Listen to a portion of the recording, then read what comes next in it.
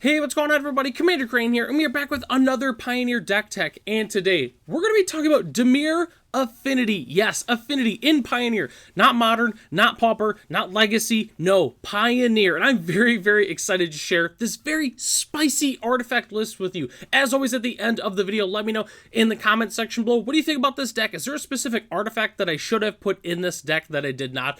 Or do you have suggestions for upcoming videos? Just let me know in the comments section. And before we hop into the list, I have to mention as well that we are currently on the road to 1,000 subscribers, and we are getting super, super close. And if you want to be a part of the huge giveaway that's going to be happening once we get there, you're going to want to be subscribed to the channel, so that way you'll be notified as soon as that giveaway is started. But also, one of the requirements to be able to be entered into the giveaway is to be subscribed to the channel. So go ahead and subscribe if you have not already.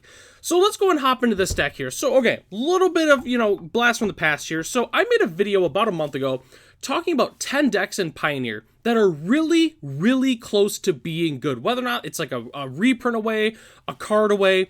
And one of the cards I talked about was Simulacrum Synthesizer and how close it is to being good in Pioneer and how it needs some affinity for artifact cards. Well, guess what? Aether Drift is here, and we have a few different affinity for artifact cards that were printed in Aether Drift, and I really think this deck is going to pop off now. So obviously, we're playing 4 copies of Simulacrum Synthesizer. I think it's one of the strongest cards in Pioneer that really didn't see play, but I think cards like Demonic Junker are going to help this deck be incredibly strong now, because obviously with Simulacrum Synthesizer, whenever we play an artifact with mana value 3 or greater, we basically just get a Construct. And Demonic Junker is just a fantastic card in general. We can play this card for 1, 2 mana, and it's just an incredible effect, and obviously it is an artifact creature after all. So really, Demonic Junker was the card that I got super excited to make an affinity deck with, and then we also got another card that has affinity, which we're going to talk about in just a moment here. But anyways, really excited to play both of these cards in this deck. Let's go ahead and check out the rest of the list here. So to be honest with you, it was kind of weird to, group all this together. I wanted to group this as just 1 and 2 converted mana cost spells, although there technically is one, spoiler alert, it has affinity, that's not actually like, 5 mana. Most of the time we're going to play it for only 1 mana, but let's go and hop into here. Okay. So we're playing 4 copies of Blood Fountain and 4 copies of Moonsnare Prototype as our main cheap artifacts. I love Blood Fountain just because it's 2 artifacts in 1, and then late game we can also grab back, a random creature that dies or something to our hand. So overall, big fan of Blood Fountain. Moonsnare Prototype basically can just make 2 mana in 1 just because it counts as an artifact, and then we can tap an untapped artifact or creature we control. So kind of like the Blood Fountain or the Blood Token we make or something like that. We're not going to do the channel ability very often, but it is something that definitely can happen. We're also playing 4 copies of Fatal Push. It's one of the only non-artifacts in the entire deck. Fatal Push is Fatal Push, and Fatal Push is just fantastic. So, the last slide here. We're playing 2 copies of the Irencrag and 4 copies of Memory Guardian. So, Irencrag was a little tricky. It's probably the card that I'm least excited about with this deck. I'm really just playing it because it's a 2-mana artifact that helps discount another spell that we're playing in our deck, which we'll talk about in just a moment here. But it also can help make mana, so it obviously adds 2 mana, for like Demonic Junker and Memory Guardian, for instance. But I don't know. I think the Irencrag is okay in this deck, but it's probably the card I'm least excited about. But I really do love Memory Guardian. When I was building this deck, it was before Memory Guardian was spoiled, and it looked a little bit different, but then as soon as we got Memory Guardian, I'm like, wow, this deck is going to be absolutely awesome, because obviously it does trigger the Simulacrum Synthesizer, and it's just 3/4 flyer that we're going to pay probably 1 mana for. So definitely a huge fan of the Memory Guardian in general in this deck. So the last bit of cards we have to talk about, the Colossus package. What do you mean Colossus package? Well, obviously, if you paid attention to the thumbnail, we are playing Metalwork Colossus, and we get to play the whole package. We're playing Leyline Axe and Brass Knuckles in this deck. Overall, I think it just fits so well, and it makes sense to play a Metalwork Colossus shell with Affinity, because obviously, you have cards like Leyline Axe and Brass Knuckles, which help reduce the cost of Metalwork Colossus. We also have cards like Simulacrum Synthesizer. So when we play, like if we don't if we actually have to cast the axe or brass knuckles, which obviously we're going to cast brass knuckles and actually get 2 copies of it. So we'll get 2 copies of Simulacrum Synthesizer when we play brass knuckles, but then also triggers off of Metalwork Colossus. So it just makes sense to play this entire package in a deck like this. And obviously, we get a few leyline axes in our opening. Let's say we get 1 or 2 in the opener, then we, spoiler alert, play an artifact land. All of a sudden, okay, we've got 2 or 3 artifacts in play, and then we go ahead and play we play a blood fountain. So boom, all of a sudden we have 4 artifacts in play on turn 1. Next turn we just start dumping out all of our affinity cards. Oh, and also Metalwork Colossus because we have a leyline axe in play or something like that. I don't know. I think it's really, really good in this deck, and it's kind of nice to be able to mesh 2 different decks together that overall synergize really, really well. So definitely a huge fan of the Metalwork Colossus shell in this deck.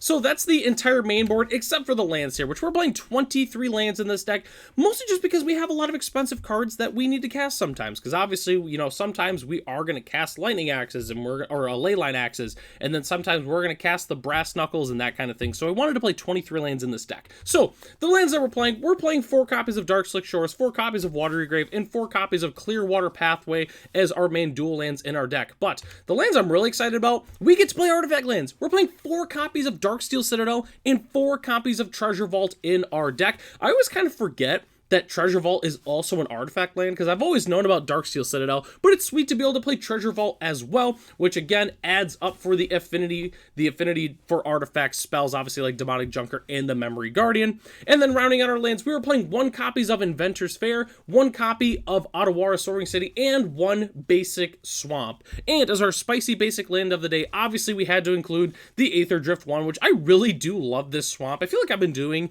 a lot of black decks in terms of, new decks from Aether Drift. I don't know, I just really, really like the swamp. I think it's cool. Again, it's got like that Need for Speed vibe to it. Definitely a huge fan of that basic land art. So, don't go anywhere yet, though. We still have to talk about our sideboard as well as some budget options for the deck. So, sideboarding, I always love to give this disclaimer. My sideboard might look a little bit different than yours. If your sideboard looks different or you feel like you want to change it up, go ahead and do that. This is mostly just based off of what the overall metagame looks like currently, as well as what I usually run into, at least at Friday Night Magic, because I play a lot of paper Magic. So, again, if mine looks different than yours, what you want to play, feel free to go ahead and change that up. Not a problem. But let's go and hop into here. So, I'm playing 4 copies of Thoughtseize because, Thoughtseize is one of the best cards in the format, and we're in black, so why wouldn't we play it? I'm also playing 1 copy of Battle at the Bridge. I wanted another removal spell in the sideboard. I wasn't quite sure what I wanted it to be, and then I remembered Battle at the Bridge. It could be really good with all of our artifacts that we're playing, obviously with Improvise, and then I thought, why not? We'll go ahead and play that. I do like Battle at the Bridge. I think it's a pretty sweet card. We're also playing 4 copies of Metallic Rebuke because, why wouldn't we? Most of the time, it's just a 1-mana mana leak for us. It just makes sense to go ahead and play the Metallic Rebuke. We're also playing 2 copies of Tithing Blade. I wanted more removal, but it just kind of made sense because Tithing Blade is just an artifact, so I feel like it just makes sense to play in the deck overall. And then we're also playing 2 copies of Damping Sphere and 2 copies of Weathered Runestone. Obviously, Damping Sphere is good against a bunch of the Spellsingers decks and Nykthos and Lotus Field. Weathered Runestone good against the Collected Company decks or like Reanimator or Greasefang and things like that. So overall, I think that these are just nice cards. And spoiler alert, they're also artifacts that help reduce the cost of Metalwork Colossus. So overall, it just seems like a perfect fit for this deck. So the last thing we have to talk about is the budget options for this deck, which I'll be honest with you, this deck is relatively pricey in terms of decks that I like to build here on the channel. So obviously, swapping out the Simulacrum Synthesizer, so the card is pricey. It's a really, really pricey card. It's probably one of the priciest cards technically in Pioneer. But there's a reason why, because it is incredibly strong. If you want to play a budget version of this deck, I completely get not wanting to pick those up or, maybe just waiting to last, see if you like the deck, and then kind of go from there. But I'm telling you, Simulacrum Synthesizer is the card that makes or breaks this deck. So if you really like to play this deck, I highly suggest picking those up at some point. You can also swap out Leyline Axe. I know in the budget list, I went up to 4 Brass Knuckles and only 2 Leyline Axe, I know, which is a little bit weird. Leyline Axe really isn't like crazy expensive, and it is a pretty solid card. So again, if you're thinking about playing this deck, I highly suggest picking up those copies of Leyline Axe, especially since Foundations, it's been out for a little while. A lot of packs have been opened, so the card is just relatively cheap, in terms of, relatively speaking. But the current list as it's constructed right now is $332 US, which really is not bad considering we obviously have like the Watery Graves and the Ottawaras and the Simulacrum Synthesizers.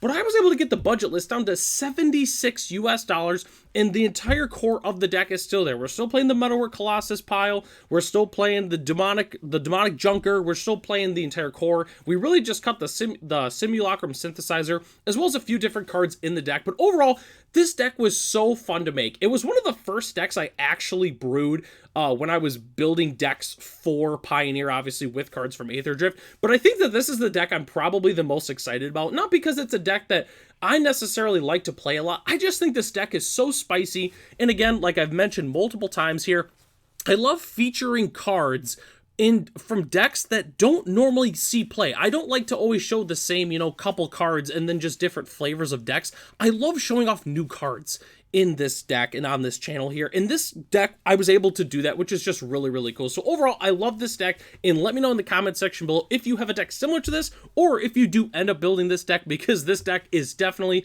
very, very sweet. So that takes us to the end of the video here. Thanks so much for watching. The deck lists are in the description below if you'd like to check them out for yourself. Huge shout out to our channel members, Ralph, Matt, Arcadius, Ray, Gary, Sarwanoki, and Night Red 3. If you were interested in being a channel member, it's only $1 US a month, and you get access to the exclusive Commander Crane Discord, as well as other features here on the channel. So, I'm Commander Crane. Thanks for watching this video, and I hope to catch you in the next one.